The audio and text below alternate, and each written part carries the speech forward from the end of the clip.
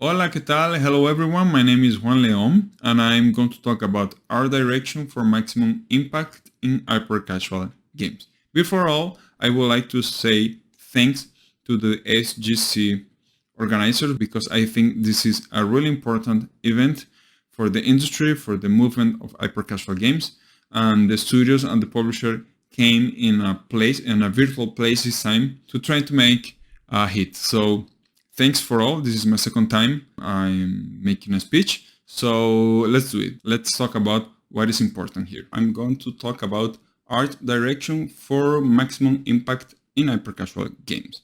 So a little bit about my story and who I am. Well, I'm Juan León, as I said.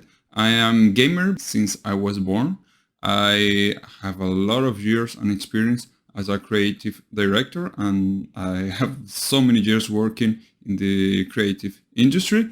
I have a degree in architecture, I'm a graphic designer, and I have a master's degree in metaverse. A lot of years ago that I made that. Then I worked a lot of years as a motion graphic designer. I specialized in branding and digital marketing. So as you can see, I have a lot of years working in very creative industry and studios. Kind of 4 years ago, I get tired trying to work with so many creative partners and studios and something that always is in the creative industry, but it wasn't video games. And my dream was always make video games and living doing that. So I create my YouTube channel where I teach about video games, but in that time I didn't know anything about video games. So I decided to make a channel just to tell people about my mistakes and the things I was learning at that time. Then I create a game developer community called My Juego Indie. That means my indie game. Just to group a lot of people that was going through the same things and the same mistake and the same problems. I decided to study game design at CalArts, and then I finally found co-found with my partner 67 bits. This is my life in a few sentences. So about 67 bits, well, we are made by 15 funny creative members that we are living in different cities of Brazil. We have almost 2 years working with hyper-casual publishers all around the world.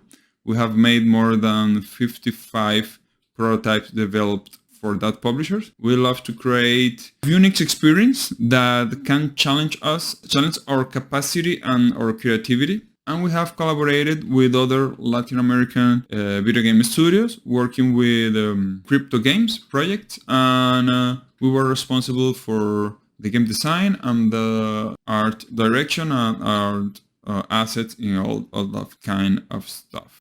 Some achievement and awards with our game Elvis Clan Tricky Seasons. We won the second place as best mobile game in the Video Juegos MX Awards, that it is a Mexican award of the 2020 edition. And we were nominated as best game of the year, and we were nominated the last year, 2022, as best mobile game at the Indie Games Malaga, that it is an international award based in Spain. We won with our game Mini Golf, a game jam made by Billbox at the 2021 as most impressive visuals, and we won with our game Evil Snake the fourth place in another game jam organized by Billbox at the 2021. So today I'm going to tell you how you can create eye-catching visuals and keep the player engaged with the art in your hyper-casual games. About this, I will start to talk about general topics, right? General tips, and then I'm going to be very specific. So it is a lot of information, so let's do it. About the hyper-casual game art, we need to understand as an artist that we are making a product, right? So an hyper-casual game is a minimalist and snackable product. This is very important to understand since the beginning, because that could change your vision about what is an hyper-casual game. it needs high quality visual, not incredible visual, just high quality visual, provide happiness and relaxation for the players. But who is a player who likes hyper casual games? So the player of an hyper casual games is obviously someone that have access to a smartphone, and they don't see themselves as a gamer. They understand that a gamer is someone that have the abilities to play a very complex game, like a fighting game or a first-person shooter game. That is really important to you to understand. And they are between the ages of 8 to 70. And they are around 60% of them are female. So that is very important to have in mind because you are creating a product. But talking about art, how different is it for hyper-casual art game? Well, in principle, it is the same. I mean, you have to understand in your heart and your roots that you are making a minimalist style game. So it could be harder than it seems because we usually, if you came as a gamer, you probably play a lot of indie games and a lot of AAA games. So inside of you, you are influenced by them. You're trying to put inside that games.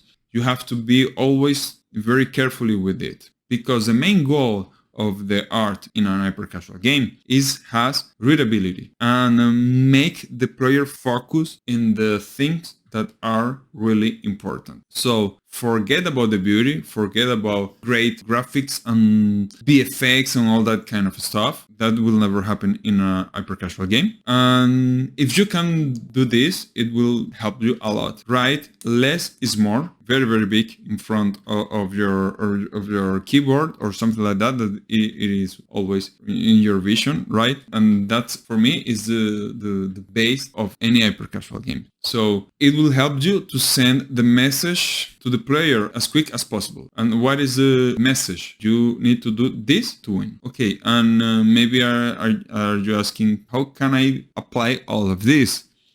Okay, I will give you some general tips. All your assets must be very, very simple without too much detail. Study all the reference of hyper-casual game hit and you will see that in all that games. Avoid too realistic assets. They must have a cartoony style, including the character. The character is very, very important in hyper-casual games and everything must be really cartoonish.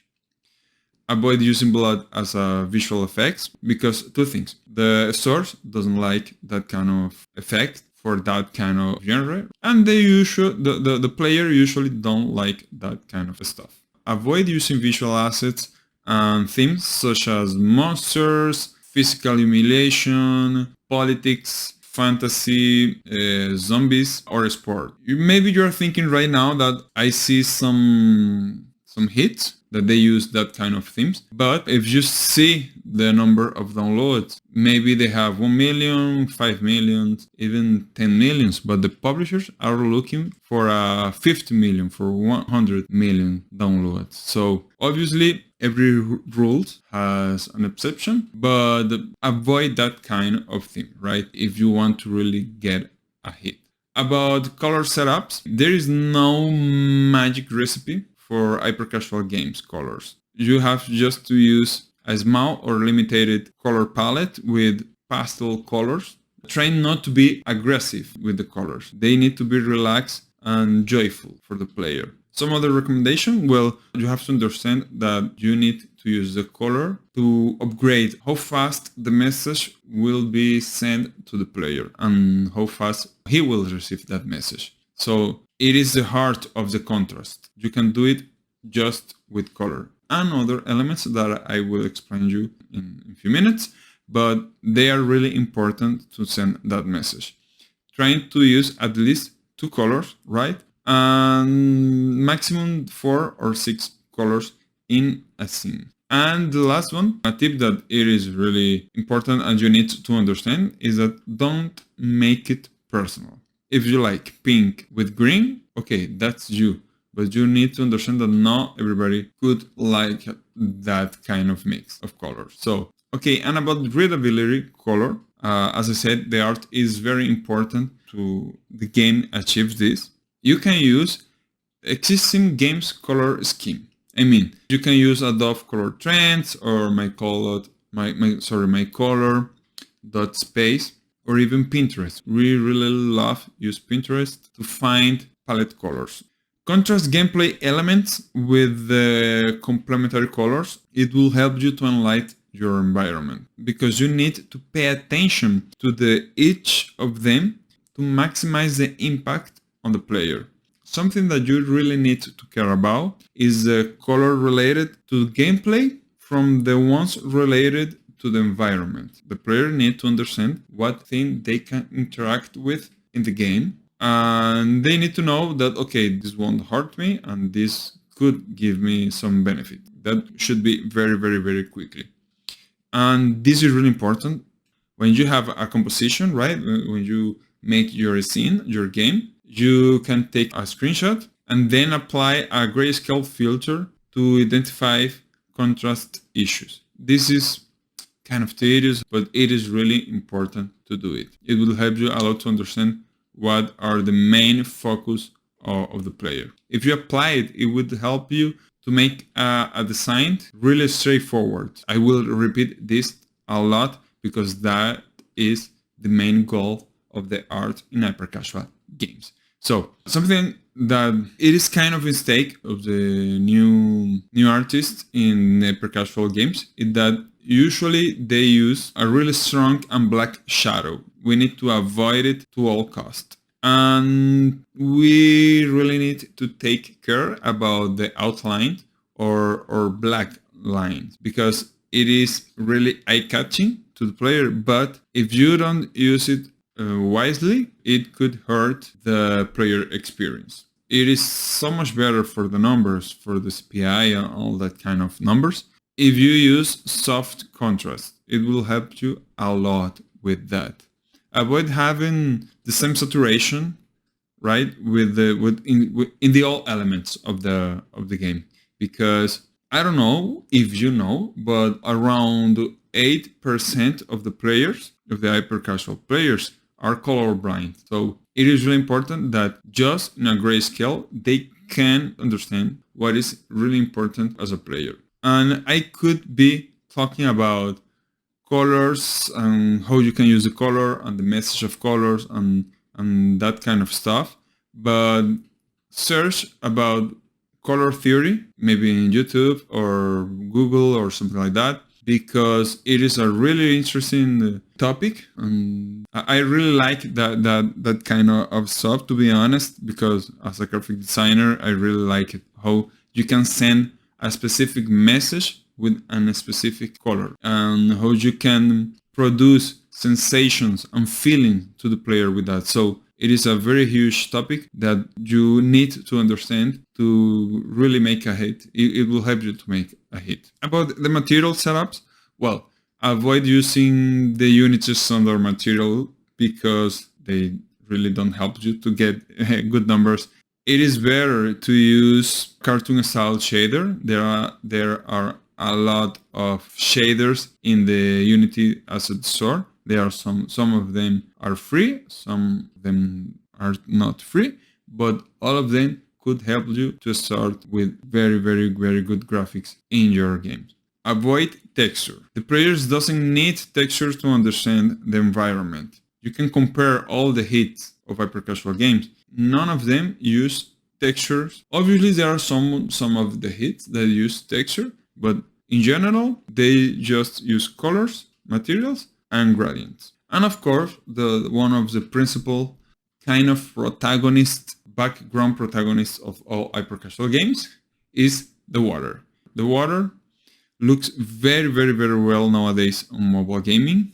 It sends to the player the message that it is all quiet, and you can create beautiful water, but must be discreet and simple. And something that is really important too is that you need to avoid low poly water. I know there are some hits that use low poly water, but they shouldn't, because low poly water is too complex for a game. To see the effect of a low poly water, they usually have waves.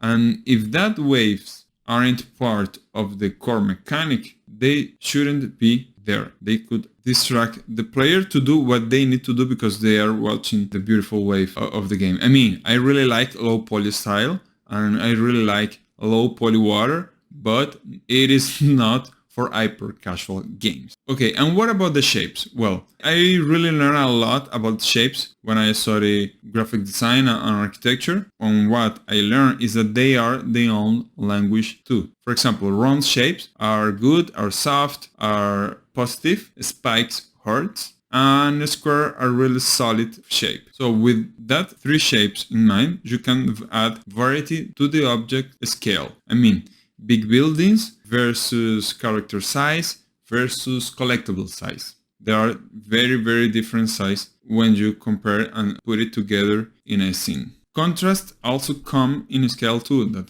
I was talking about. There is a huge building at the background, but there is a collectible in front of the player. You can see that three different scales in just one line, and work hard to give a kind of unique shape language to each gameplay element. As I said, roundish shapes are good and spiky elements are bad. That's kind of obviously, but mix that element with the color theory and you will send a message very, very fast. Between all of these elements, you need to create a calm area for the eyes. I mean, water at the background, maybe some buildings, or maybe a fog, just to help the player focus on what they need to focus. And the water background versus the path of the runner versus the space between that object. Every object needs to breathe between them. Now I'm going to talk about game feel. Not everybody in the industry know about game feel, and that is very bad because I think that our industry could grow faster if we apply game feel to every little game, to every concept, to every prototype made in any genre of the industry. If you don't know what is game feel, well, basically is that with game feel, you need to reward the player visually. I mean, every action made by the player, he needs a visually reward and an haptic too. Nowadays, everything have haptic and vibration. So you need to avoid a boring screen. All the time, there should be something moving. Use visual rewards to enhance your screen, even in loose screen. If the player lose, there will be a lot of movement and excitement just to engage the player to play again. So what kind of visual rewards you could use to the player? Maybe confettis, maybe fireworks, size, shape, effect, or something like that. A lot of particles, but I mean, all should be harmonized, right? Not a lot of things, particles and that kind of stuff. No.